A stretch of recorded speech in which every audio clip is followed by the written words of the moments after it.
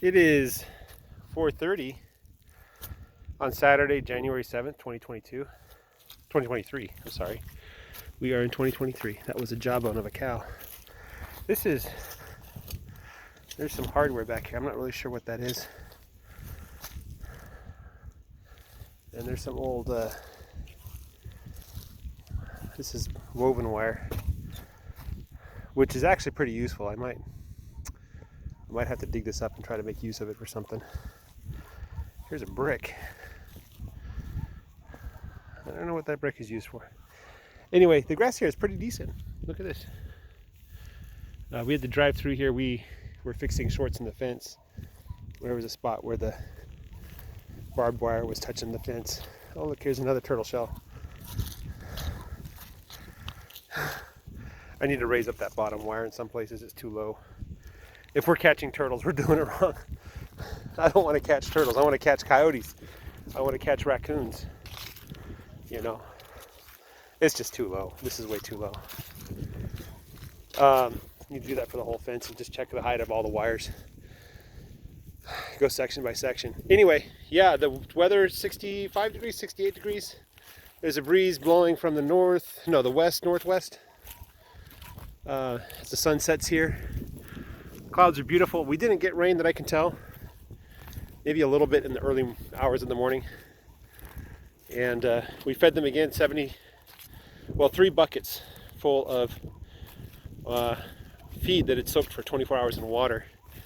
We filled the buckets half full of feed, filled the water up to the top, mixed it up. 2 of the 3 buckets were just full of feed. There was like no liquid water. One of the buckets had a little liquid water in it, so we mixed it up a little bit before we dumped it out. But otherwise it was good. Now this is a double portion. We won't be here tomorrow morning, it being Sunday in church and all. And so we won't feed them as well. We will be back here probably about 1 or 2 in the afternoon. Feed them, move them to the last section. And then Monday morning we'll have to wake up early because we have some business in the morning we have to go to. And do a cattle drive, probably as the sun comes up. I had all my nieces and nephews, some of my brothers, and my sister.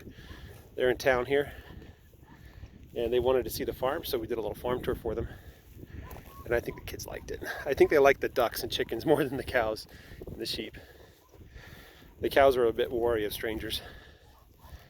As you can see, we have a lot of goat weed here. The year before last, we shredded this goat weed about September. This year, I only shredded about 3/4 of the field. I didn't shred this part of the field because I didn't want to cross the wire where I was keeping the cows at the time. So I kind of wanted to see what would happen to the goat weed. I have an idea that maybe the sheep and the longhorns and the corriente will solve that problem for me.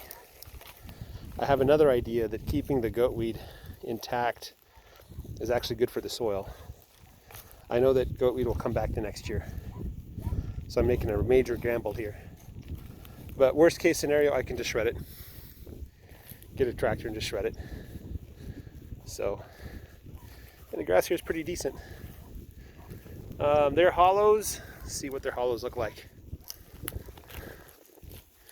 I checked them when the kids were here and I wasn't too pleased with the hollows. But we just fed them. Oh, look at that. That hollow's almost filled in. This calf has a bit of a hollow.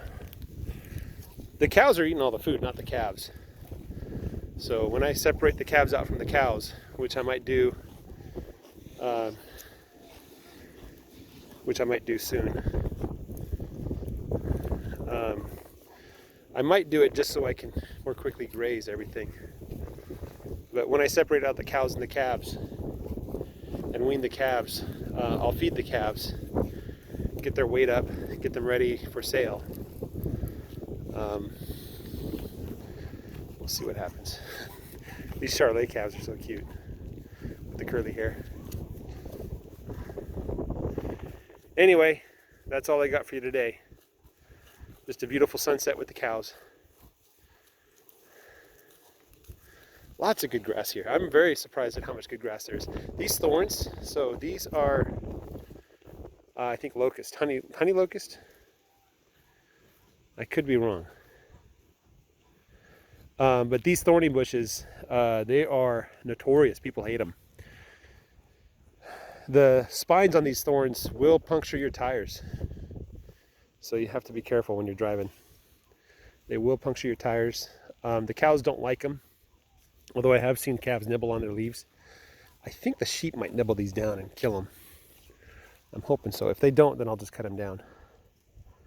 You know. But, you know, in the middle of summer, when I'm hoping there's shade for the cows, I might just keep some of these around, you know, where the trees were naturally growing. Now there's a strong wind blowing from the northwest towards my back. I'm trying to keep the camera out of the wind, more or less. Look at this pretty, pretty calf.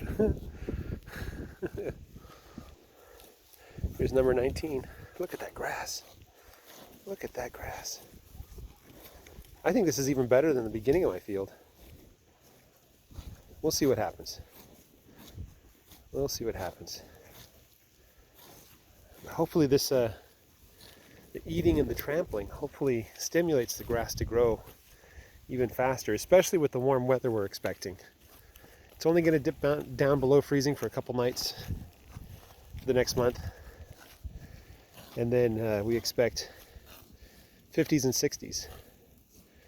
Which, where I'm from, that's ideal growing temperature for the grass that we had in our lawns, which was a combination of fescue and ryegrass. What is it called? Fine fescue. Now the fescue, I understand, is not good for cows. There's some cows that just don't do well with it. The Kentucky 31. And I'm not entirely sure what the problem with it is, but I hear that if you have clovers with the grass, then the cows can do okay. They can't eat clover.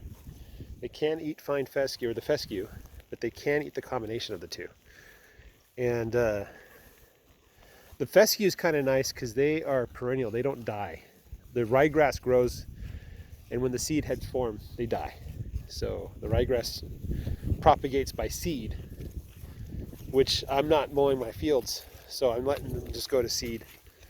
But the fescue will propagate. They'll go to sleep in the summer and the winter, and wake up when it's warm and grow, grow, grow. So this grass is pretty dang good. I'm pretty pleased with this grass. Hopefully you guys will get full on grass, and this isn't too young of grass. This is old enough that it won't be too bad for your systems, you know. But I am looking forward to these areas. I don't understand why this is dead. It looks like an anthill in the middle. That's all I can think. But hopefully we'll see some good growth in a couple months. You know, when you come back here 3 months from now, which will be about April, we'll have grass up to our elbows, you know. And then from there, it's just a matter of managing it and not killing it, not overgrazing it, right? Right now I might be overgrazing the grass. Hopefully it'll come back in time. All right, guys, signing off. Have a great day. Bye-bye. Look at you.